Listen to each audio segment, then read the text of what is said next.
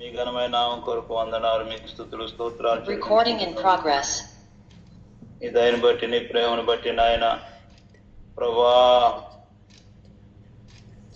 ఈ రాత్రి అంతా కూడా నన్ను మమ్మల్ని మీరు కాచి కాపాడి తిరిగి నాయన మరొక నూతన దినంలో ప్రవేశపెట్టినందుకు కొరకై నేను స్తుతిస్తూ ఉన్నాం. ప్రభా మీకు వందనాలు. మీరు మాకు ఇచ్చినటువంటి మంచి సహవాసమును బట్టి వందనాలు నాయన. తండ్రి మాకు ఇచ్చినటువంటి ఆత్మీయ తల్లిదండ్రులను బట్టి మీకు వందనాలు, స్తోత్రాలు నాయన. దేవా, మీ బిడ్డలను బలపరచండి, వృద్ధాపనమే శక్తితో మీ ఆత్మతో నింపండి, మంచి ఆరోగ్యమును ప్రభా మీ బిడ్డలకు దయచేయండి. సమయం అనక ఈ వయసులో కూడా ఎంతో పరుగులెత్తుతున్నారు. మీ బిడ్డలను బలపరచండి. వారికి ఇచ్చిన 7 సంతానాన్ని కూడా మీరు దీవించండి నాయన. కుమారులు కుమార్తెలు దేవా, మీ సేవలో మీరు వాడుకుంటున్నారు, అందుకొరకు మీకే వందనాలు, స్తోత్రాలు. ప్రభా జరుగుతున్నటువంటి పనులను బట్టి కూడా వందనాలు నాయన. అయ్యా, రేపు 26 నుంచి జరుగుతున్నటువంటి రిట్రీట్లో కూడా మీరు తోడుగా ఉండి నాయన, నా తండ్రి మీ ఆత్మకార్యాలు జరిగించండి నాయన. చిన్నపిల్లలు, యవనస్తులు దేవా నాయన, బాలు నడవలసిన నేర్పము, వాడు పెద్దవాళ్ళని తొలగిపోవడని చెప్పినారయ్యా. కాబట్టి నాయన, మా సహవాసంలో మాకు ఇచ్చినటువంటి మంచి అవకాశాన్ని నాయన మాకు దేవా నా తండ్రి నాయన మేమందరం సద్వినియోగపరుచుకుని మా బిడ్డలందరినీ కూడా మీ సన్నిధిలో నాయన, బాల్యం నుండి మీ సన్నిధిలో వాని నాయన నీ సన్నిధిలో పెంచుటకు నాయన మీరు మాకు ఇచ్చిన కృపను సద్వినియోగపరచుకోవడానికి మీ కృప దయచేయమని ఉదయకాల సమయంలో ప్రభా యోగ్య పాత్రులను నన్ను కూడా మీరు క్షమించి నీ తిరుగుతాను మరుగుపరచు. నాతో మాతో మీరే మాట్లాడి మయం పొందుకోమని యేసయ్య పరిశుద్ధమైన నామమును బట్టి వేడుకుంటున్నాం తండ్రి, ఆమేన్. లేదా మంచిదండి, అందరికి వందనాలు. మన పరిశుద్ధ గ్రంథంలో నుండి 2వ సమూయేలు గ్రంథము 7వ అధ్యాయం. 2వ సమూయేలు గ్రంథము 7వ అధ్యాయము 15-16 వచనాలు చదువుకుందాం. నిన్ను స్థాపించుటకై నేను కొట్టివేసిన సౌలునకు నా కృప దూరమైనట్లు అతనికి నా కృప దూరము చేయను. నీ మటుకును నీ సంతానమును నీ రాజ్యమును నిత్యము స్థిరమగును, నీ సింహాసనము నిత్యము స్థిరపరచబడును అని.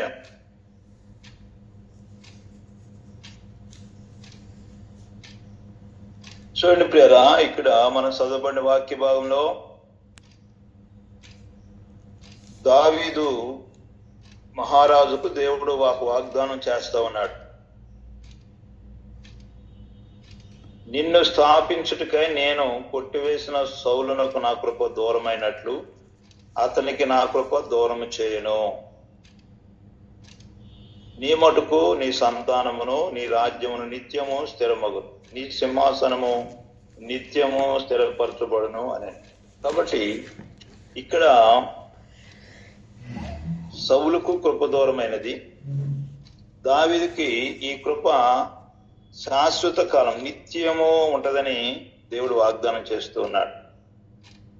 ఈ సౌలుకు ఎందుకు కృప దూరమైనది? సౌలు కూడా రక్షించబడిన వాడుగా ఉన్నాడు, నూతనమైన మనస్సు పొందిన వాడుగా ఉన్నాడు, మరి ప్రవక్తలలో ఒకడా అన్నట్లుగా ఉన్నాడు, అందరు ప్రవశించేవాడుగా ఉన్నాడు. దేవుడు అతనిని ఇశ్రాయేలులకు మొదటి రాజుగా చేశాడు. ఇంతగా తనని వెన్నుకున్నాడు, ఏర్పాటు చేసుకున్నాడు. కానీ మరి సౌలు ఎందుకు ఆ కృపను పోగొట్టుకున్నాడు? దావీదు ఆ కృపను ఎందుకు అతను సంపాదించుకోగలిగినాడు అని మనం చూసినట్లయితే, ఇక్కడ దావీదు కృతజ్ఞత హృదయం కలిగిన వాడుగా ఉన్నాడు. చూడండి, ఇక్కడ మొదటి అధ్యాయంలో మనం ఈ మొదటి వచనం చూసినట్లయితే, యెహోవా నలుదిక్కులా అతని శత్రువుల మీద అతనికి విజయం ఇచ్చి అతనికి నెమ్మది కలుగు చేసిన తరువాత రాజు తన నగరయందు కాపురముండి నాతానును ప్రవక్తను పిలువనంపి నేను దేవదారుమానుతో కట్టిన నగరయందు వాసము చేర్చుండగా దేవుని మందసము డేరాలో నిలిచి ఉన్నదనగా నాతాను యెహోవా నీకు తోడుగా ఉన్నాడు, నీకు తోసినదంతయు నెరవేర్చమని. అయితే ఆ రాత్రి యెహోవాకు నాతాను ప్రత్యక్షమై చలివిచ్చినదేమనగా. చూడండి, ఇక్కడ దావీదు ఆయన మహారాజు, ఆయన ఇశ్రాయేలుకు రాజుగా చేయబడిన తర్వాత ఆయన ఒక మంచి గృహాన్ని కట్టించుకున్నాడు. దేవధర్మాంతో కట్టిన ఒక నగరాన్ని కట్టించుకుని అందులో నివసిస్తూ ఉన్నాడు. కానీ ఒకరోజు ఆయన ఉదయాన్నే లేచి చూస్తే, తను పక్కకు చూస్తే దేవుని మందసం డేరాలో కనబడతా ఉంది. అది చూసి ఆయన చాలా బాధపడ్డాడు. అయ్యో, నేను ఒక సామాన్య మానవుడిని, గొర్రెల దొడ్లో గొర్రెలు కాసుకుంటాను, నన్ను దేవుడు రాజుగా చేశాడు. కాబట్టి మరి నేనేమో ఇలాంటి విలువైన ఖరీదైన ఇంటిలో నేను ఉంటున్నాను, దేవధర్మాంతో కట్టబడిన ఇంట్లో ఉంటున్నాను, దేవుని మందసం డేరాలో ఉంటుంది ఏంటి అని చెప్పి తాను ఆలోచిస్తూ ఏదైనా చేయాలనుకుంటూ నాతాను ప్రవక్తను పిలిపించి నాతాను చెప్తూ ఉన్నాడు, నేను దేవధర్మాంతో కట్టిన ఇంట్లో ఉంటున్నాను, కానీ దేవుని మందసం డేరాలో ఉన్నదే అని చెప్పగానే, ఈ మాట చెప్పగానే దైవజనుడికి అర్థమైపోయింది, నాతాను ప్రవక్త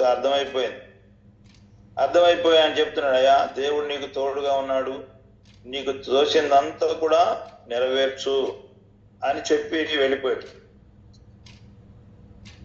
అప్పుడు ఆ రాత్రి దేవుడు ఈ నాతాను ప్రవక్తకి ఈ విషయాలన్నీ కూడా ఇక్కడ 5వ వచనం నుండి ఇప్పుడు మనం చదువుకున్నదంతా కూడా చెప్తూ ఉన్నాడు. దేవుడు ఆయన అంటున్నాడు, నేను ఐగుప్తులో నుండి ఇశ్రాయేలు రప్పించిన నాటి నుండి నేటి వరకు మందిరంలో నివసింపక డేరాలోను గుడారంలో నివసించుతూ సంచరించి తిని, ఇశ్రాయేలుతో కూడా నేను సంచరించిన కాలమంతయు నా జనులను పోషించడని నేను ఆజ్ఞాపించిన ఇశ్రాయేలు గోత్రం ఎవరితోనైనా దేవదారుమయమైన మందిరం ఒకటి మీరు నాకు కట్టింపకపోతులని నేను అనడైనా అని ఉంటున్నా అని అంటున్నాడు. కాబట్టి నేను ఎవరితో చెప్పలేదు, ఎవరు కూడా విషయాలు ఆలోచించలేదు, కానీ నీవు నా సేవకుడైన దావీదు, నేను అతని గొర్రెల కాపులో నిన్ను గొర్రెల దొడ్లను తీసి ఇశ్రాయేలుకు నా జనుల మీద అధిపతిగా నియమించా. నువ్వు పోవు చోట్లకెల్లా నీకు తోడుగా ఉండి నీ శత్రులందరూ నీ ఎదుట నిలవకుండా నిర్మూలన చేసి లోకంలోని గనులైన వారికి కలుగు పేరు నీకు కలుగు చేస్తున్నా అని చెప్పి దేవుడు మరి దావీదుకు చేసినటువంటి సహాయమును, దేవుడు దావీదుని ఎలాగ లేవనెత్తాడో, గొర్రెల దొడ్లో ఉన్న గొర్రెల కాపులో ఉన్న అటువంటి దావీదుని ఇశ్రాయేలు మీదగా ఎలా అధిపతిగా చేశాడో విషయాలన్నీ చెబుతూ ఆయన ఏ విషయం చెబుతున్నాడు. మనం చదువుకున్నటువంటి వాగ్దానమును దావీదుకి ఇస్తూ ఉన్నాడు. అయ్యా, మరి సౌలుకు నా కృప దూరం అయిపోయింది, నీకు మాత్రం నా కృప దూరం చేయను అని అంటున్నాడు. ఇక్కడ సౌలుకు ఒక అవకాశం ఇవ్వబడింది. సౌలుకి మరి ఈ అవకాశం ఇవ్వబడినప్పుడు ఈ అవకాశాన్ని ఆయన ఉపయోగించుకోలేదు. దేవుడు ఒక మనిషి ఎన్నుకున్నప్పుడు అక్కడ 13వ అధ్యాయము 1 సమూయేలు 13:13 అంటాడు, నిన్ను ఇశ్రాయేలు మీద సదాకాలము నేను రాజుగా ఉంచాలనుకున్నాను, కానీ ఈ విషయంలో నువ్వు మతి తప్పి ప్రవర్తించావు, ఇక ఈ రాజ్యం నిలవదు, నేను తగినటువంటి వ్యక్తిని నాకు ఇష్టానుసారమైన వ్యక్తిని నేను కనుగొని ఉన్నాను అంటాడు. కాబట్టి దేవుడు ఎన్నుకున్నప్పుడు దేవుడు మనం రక్షించుకున్నప్పుడు ఏదో కొద్ది కాలం మట్టుకని కాదు, శాశ్వత కాలం సదాకాలము ఆయన సన్నిధిలో ఉండాలని దేవుడు మనల్ని ఎన్నుకున్నాడు.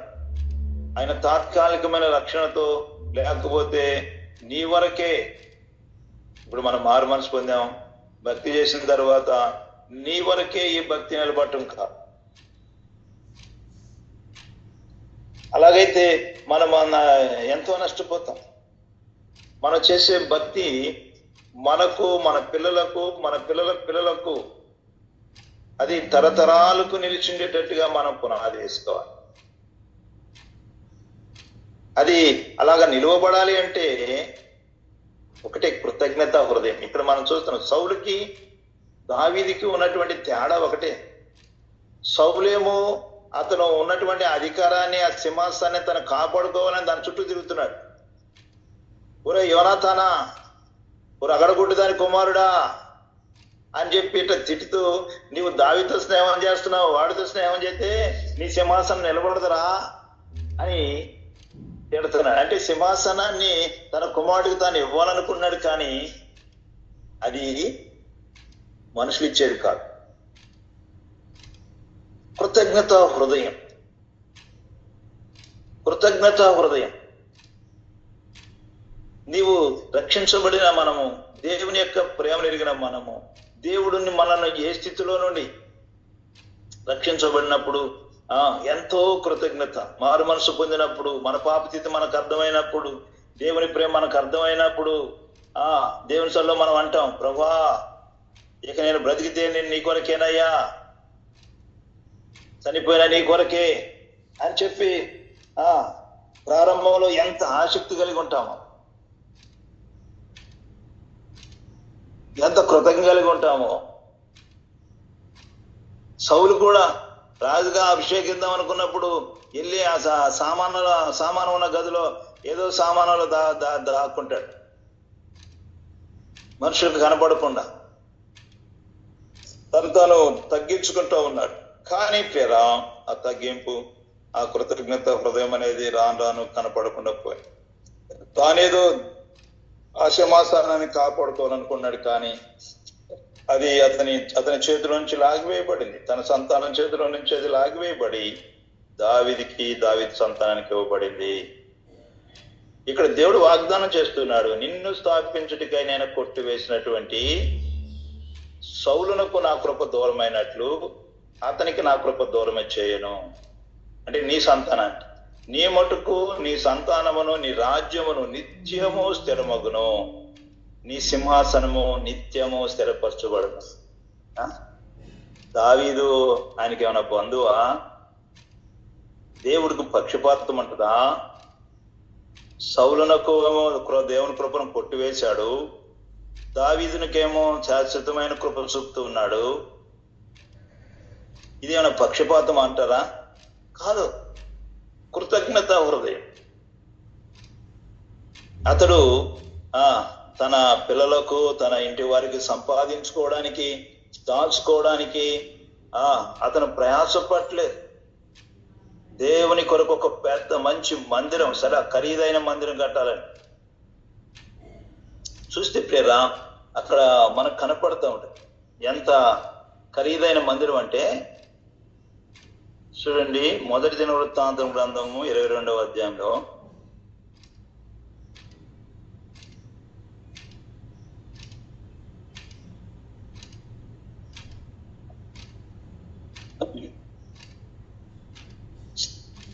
ఇదిగో నేను నా కష్టస్థితిలోనే ప్రయాసపడి యెహోవా మందిరము కొరకు 2 లక్షల మనుగుల బంగారమును 10 కోట్ల మనుగుల వెండిని శక్యము కానంత విస్తారమైన ఇత్తడిని ఇనుమును సమకూర్చున్నాను, మ్రానులను రాళ్లను కూర్చుంచి తిని, ఇక నీవు ఇంకను సంపాదించుదుగాక.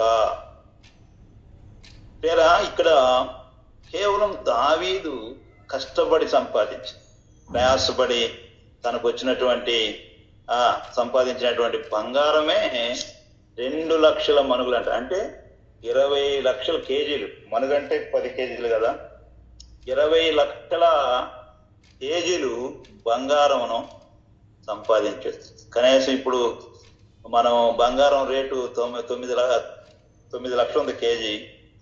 ఆ లెక్కన వేసుకుంటే 1,80,000 కోట్లు. అంటే మన ఇండియా దేశం యొక్క బడ్జెట్తో సమానం అన్నమాట.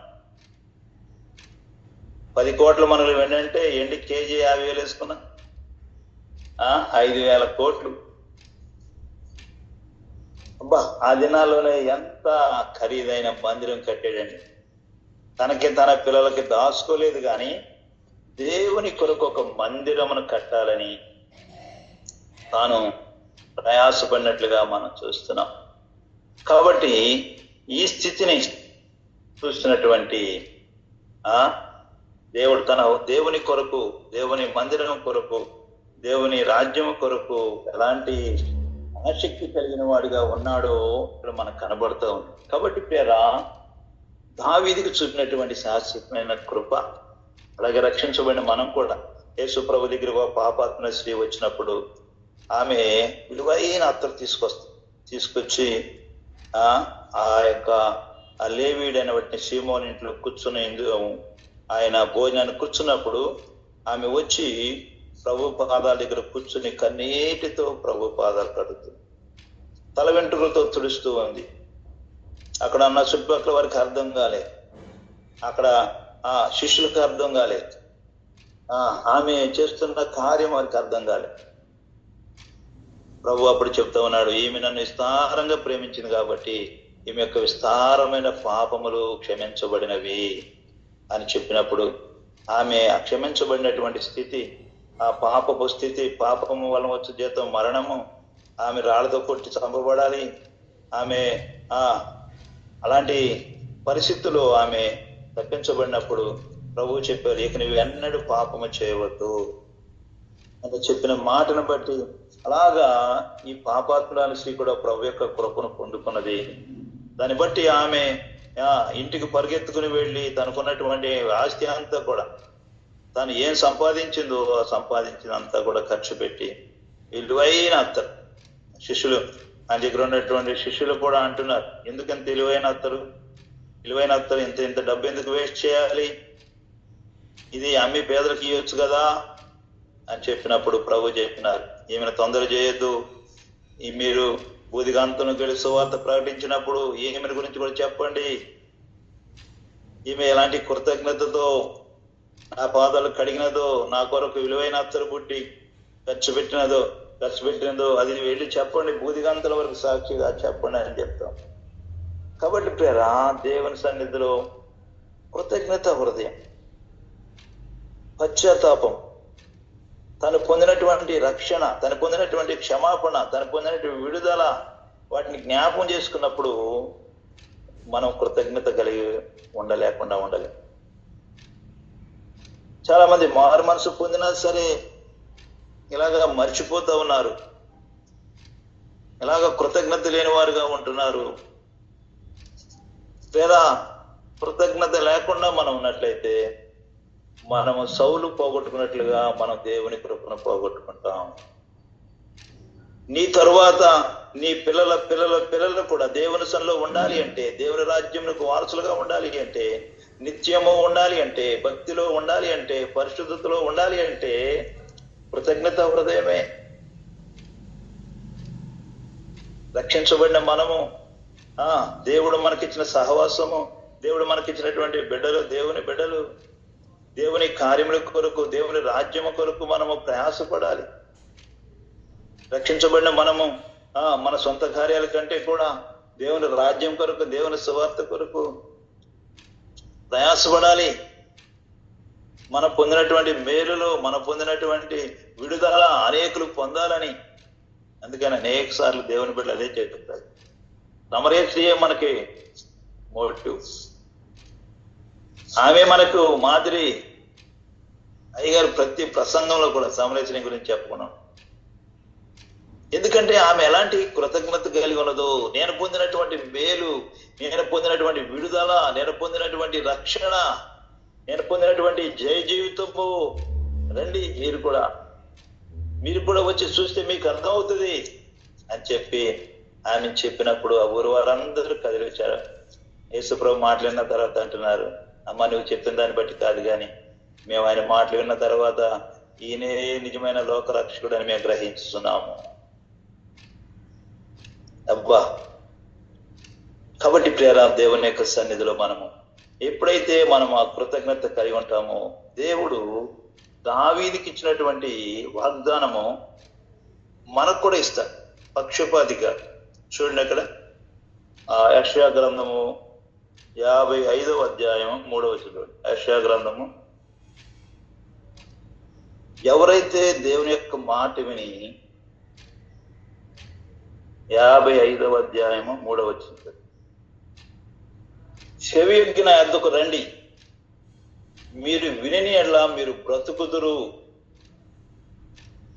నేను మీతో నిత్య నిబంధన చేసేదను, దావీదుకు చూపినటువంటి శాశ్వతమైన కృపను మీకును చూపుదును. చూడండి, చెవియొగ్గి నా యొద్దకు రండి, మీరు వినని ఎడల మీరు బ్రతుకుదురు, నేను మీతో నిత్య నిబంధన చేసేదను. దావీదుకు చూపినటువంటి శాశ్వతమైన కృపను మీకును చూపుదును.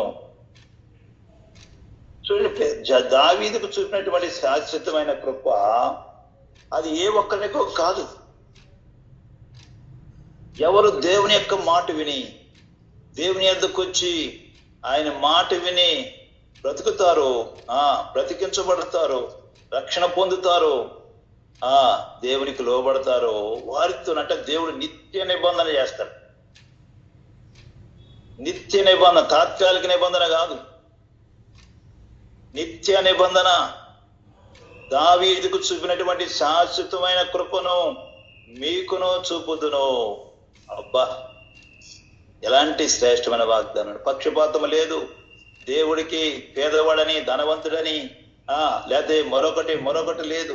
ఎవరు దేవుని యొద్దకు వస్తారో, ఎవరు దేవుని యొక్క మాట వింటారో, ఎవరు దేవుని కొరకు బ్రతుకుతారో, ఎవరైతే కృతజ్ఞత కలిగి ఉంటారో, తాము పొందినటువంటి రక్షణ విషయంలో, తాము పొందినటువంటి మేలుల విషయంలో కృతజ్ఞత కలిగి ఉంటారో దేవుడు వారికి శాశ్వతమైన కృప. అందుకనే కొర్నేలి రక్షించబడినప్పుడు, కొర్నేలి దగ్గరికి దేవుడు తన దూతను పంపించినప్పుడు అక్కడ ఆ కొర్నేలి చెప్పిందంతా విన్న తర్వాత పేతురు గారు ఒక మాట చెప్తారు. అపోస్తలుల కార్యం 10వ అధ్యాయం 30వ వచనంలో, దేవుడు పక్షపాతి కాడని నేను ఎరిగి ఉన్నాను, ప్రతి జనములో కూడా తనకు భయపడే వారిని ఆయన ఏర్పాటు చేసుకొనిచున్నాడు. పక్షపాతి కాదు అంటే ఈ కొన్నేళ్ళు అన్యుడు, అతడు ఎన్నా భక్తిని బట్టి విన్నా దాన్ని బట్టి భక్తి చేసుకుంటూ పోతున్నాడు. కానీ యేసుక్రీస్తుని గురించి తెలియదు, ఆయన రక్షణ గురించి తెలియదు, రక్షణ సువార్త తెలియదు. ప్రార్థన చేస్తా ఉన్నాడు, ధర్మకార్యాలు చేస్తున్నాడు, ఇంకా అందరికీ కుటుంబంతో కలిసి ప్రార్థన చేస్తున్నారు, కానీ రక్షణ పొందలేదు, రక్షణ సువార్త తెలియదు. అందుకే దేవదూత చేస్తుంది, ఏ మాటల వల్ల మీరు రక్షణ పొందుతారో ఆ మాటలు ఆ సేవకుడు చెప్తాడు, ఆయన పిలిపించుకోండి అని చెప్పినప్పుడు ఆ మాటలని విన్నప్పుడు పేతురు గారు చెప్తున్నాడు, అబ్బా, దేవుడు పక్షపాతి కాదు. మా యూదులకే రక్షణ అనుకున్నాము, ఇశ్రాయేలుకే రక్షణ అనుకున్నాము, ఇశ్రాయేలులోనే పుట్టాడు అనుకున్నాము, కాబట్టి మాకే అనుకున్నాం. కానీ ఈ అన్నిడైన కొర్నేలితో దేవుడు మాట్లాడినప్పుడు దేవుడు కూడా పౌలుగా పేతురు గారితో మాట్లాడతాడు. ఆయన మిద్ది మీద ఆయన ప్రార్థన చేసుకుంటున్నప్పుడు ఆ దుప్పట్లో ఆ చతుస్పాద జంతువులు, ప్రాకు పురుగులు అవన్నీ కూడా ఆయన ఆకలిగా ఉన్నట్లుగా ఉన్నప్పుడు ప్రార్థన చేసుకుంటున్నప్పుడు ఆ దుప్పటిలో ఉన్నవన్నీ దిగి ఇట్లో వీటిని చంపుకొని తినమన్నప్పుడు, నేను తిన్నయ్యా, ఇలాంటి అపవిత్రమైన వాటిని నేను తినంటే, దేవుడు పవిత్రపరిచిన వాటిని ఎందుకు అపవిత్రంగా ఎంచుతున్నావు అని చెప్పి ముమ్మారు మాట్లాడిన తర్వాత అప్పుడు కిందకి వెళ్ళు, అదిగో నీ కొరకు వెతుకుతున్నారు, ఆ వ్యక్తులతో మారు మాట చెప్పకుండా, ఎదురు చెప్పకుండా వెళ్ళమని చెప్పాను. కాబట్టి ప్రేరా, లేకపోతే అన్నిలకు అప్పటి వరకు సువార్త లేదు. ఇక్కడ కొన్నేళ్ళ దగ్గర నుంచి అన్యజనులైన వారికి సువార్త ప్రారంభం, అన్యులకు కూడా. కాబట్టి ప్రేర, ప్రతి జనములో కూడా తనకు భయపడి వారిని దేవుడు ఎన్నుకుంటున్నాడు. దేవుడు పక్షపాతి కాదు ప్రేరా, దేవుడు పక్షపాతి కాదు. దేవుడు ఎవరైతే దేవునికి భయపడుతున్నారో, ఎవరైతే లోబడుతున్నారో, ఎవరైతే కృతజ్ఞత కలిగి ఉన్నారో, ప్రతి జనములో కూడా తనకు భయపడు వారిని ఆయన ఎన్నుకుంటూ ఉన్నాడు. ఇక్కడ యెషయా ప్రవక్త ద్వారా దేవుడు చెబుతున్నాడు, చెవియొగ్గి నా యొద్దకు రండి, ఎవరైతే ఆయన దగ్గరకు వచ్చి ఆయన మాట వింటారో వారు బ్రతుకుతారంట. అంత మాత్రమే కాదు, నేను మీతో నిత్య నిబంధన చేసేదను. దావీదు నాకు చూపినటువంటి శాశ్వత కృప. ఏంటి శాశ్వత కృప? నీ రాజ్యము, నీ సంతానమునకు నీ సింహాసనము నిత్యము ఉండక మానదు అనండి. సౌలుకు నా కృప దూరమైనట్లు నీకు నా కృప దూరం అవ్వదు అంటున్నాడు.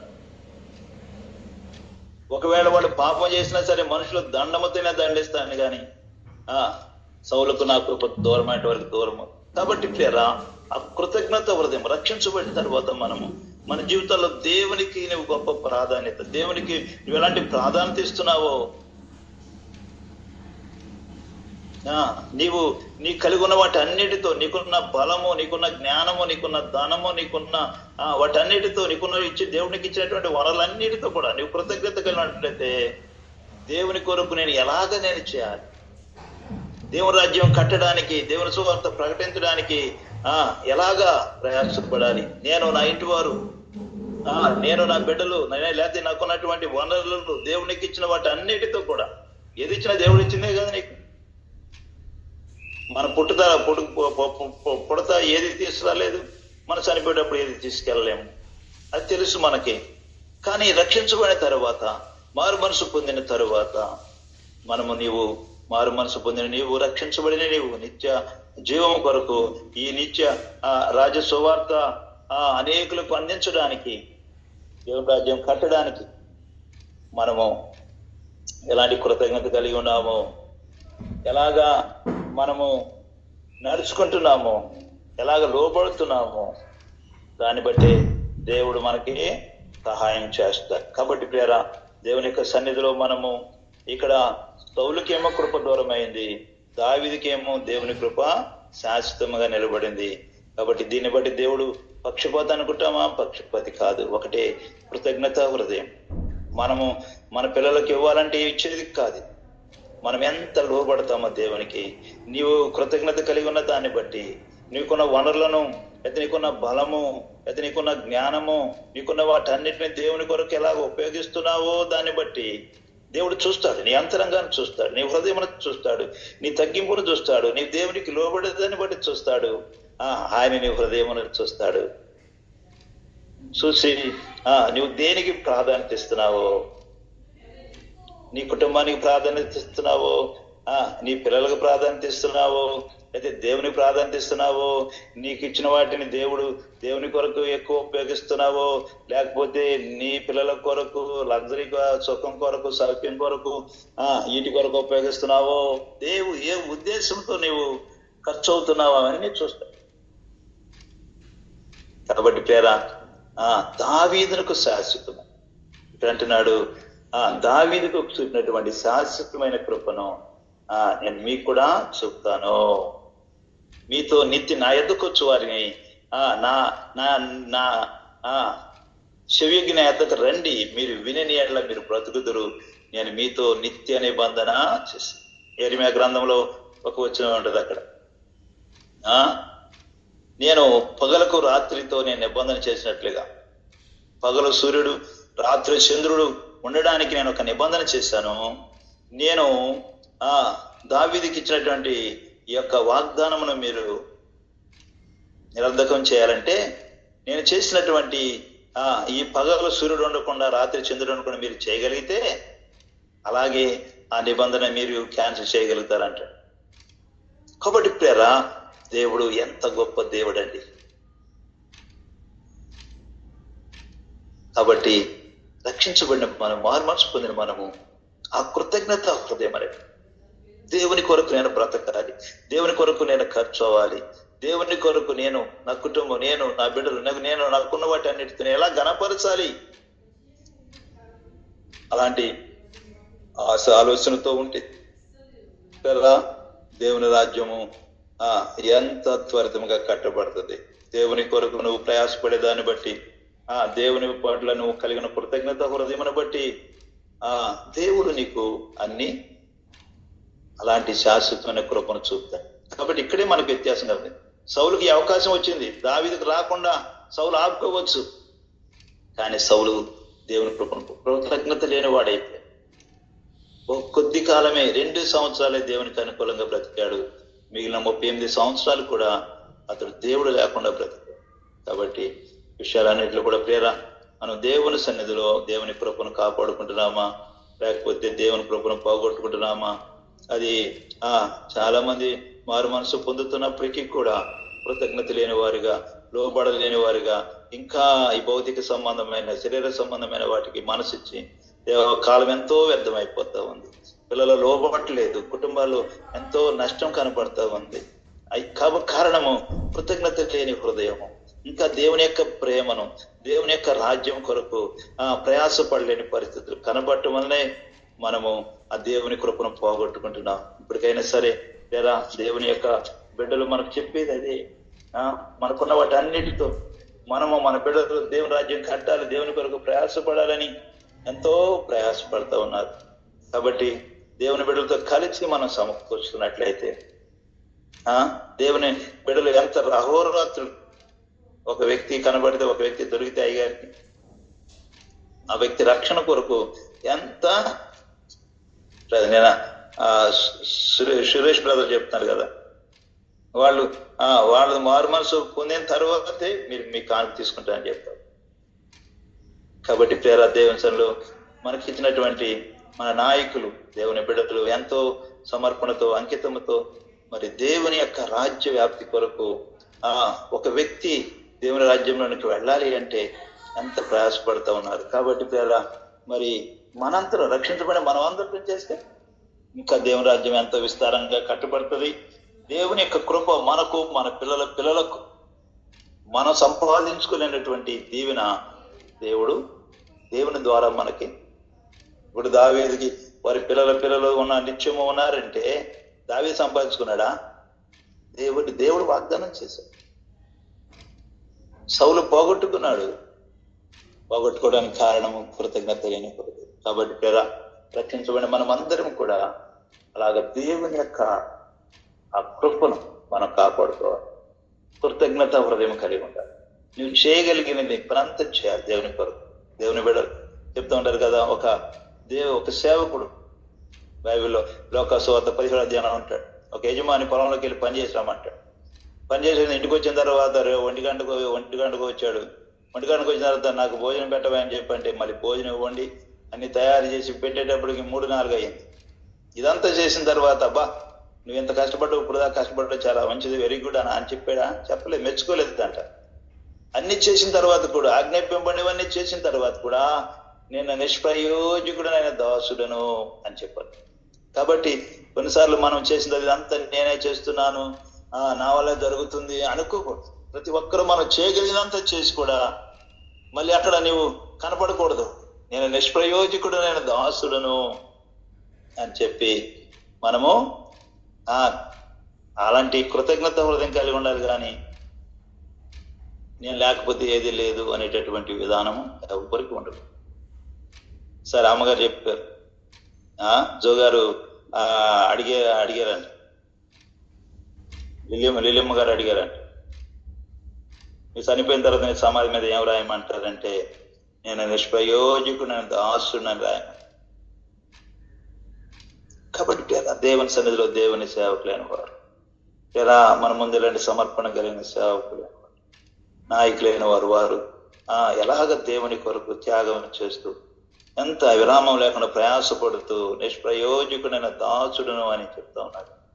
మనం కూడా దేవుని కొరకు ఇవన్నీ చేస్తూ కూడా నేను ఏమీ చేయలేకపోతున్నానే, నిష్ప్రయోజకుడైన దాసుడును ప్రభు అని చెప్పి ఆ కృతజ్ఞత హృదయం మనము కలిగి ఉన్నట్లయితే నీ పిల్లలు నిత్యము ఒక మంచి పునాదండి. నీ పిల్లలు నీతిమంతులుగా ఉండాలి అంటే, నీ పిల్లలు పరిశుద్ధులుగా ఉండాలి అంటే, ఆ భక్తి యొక్క లోతులు ఎల్లప్పుడూ ఉండాలి అంటే రక్షించబడిన నీ దగ్గర నుంచి ఆ పునాది స్టార్ట్ అవ్వాలి. నువ్వు సరైన పునాది చేయకపోతే నీ పిల్లలకు కూడా వెళ్ళదు, నీ పిల్లలకు కూడా లోపడదు. ఎందుకంటే ఆ కృతజ్ఞత హృదయం లేకపోతే మనం ఆ కృపను పోగొట్టుకుంటాం. కాబట్టి పేర విషయాన్ని గమనించండి. ఆ కృతజ్ఞత హృదయం, నేను దేవుని కొరకు ఏం చేయాలి, నన్ను దేవుడు రక్షించాడు, దేవుడు నన్ను తన ప్రాణం పెట్టి విడిపించారు, ప్రభు ఆయన నా కొరకు తను తగ్గించుకున్నారు, నేను నా యొక్క శిక్ష అంతా ప్రభు భరించాడు, నా రోగములు, నా వ్యసనాలు, నా పాపం యొక్క శిక్ష అంతా ఆయన భరించి నేను ఈ దేవుని కొరకు నేను ఏం చేయాలి బ్రతుకుట.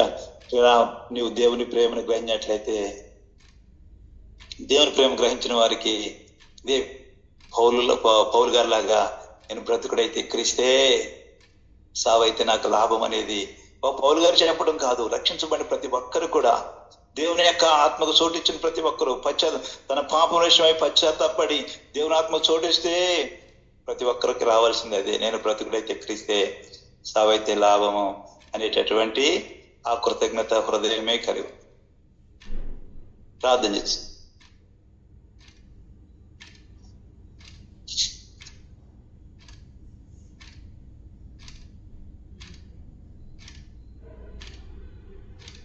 Recording stopped. ప్రార్థన చేద్దాం. దయచేసి ప్రార్థన చేయండి. దీని వాక్యం విన్నాం కదా, నేర్పించబడేవారు ప్రార్థన చేయండి.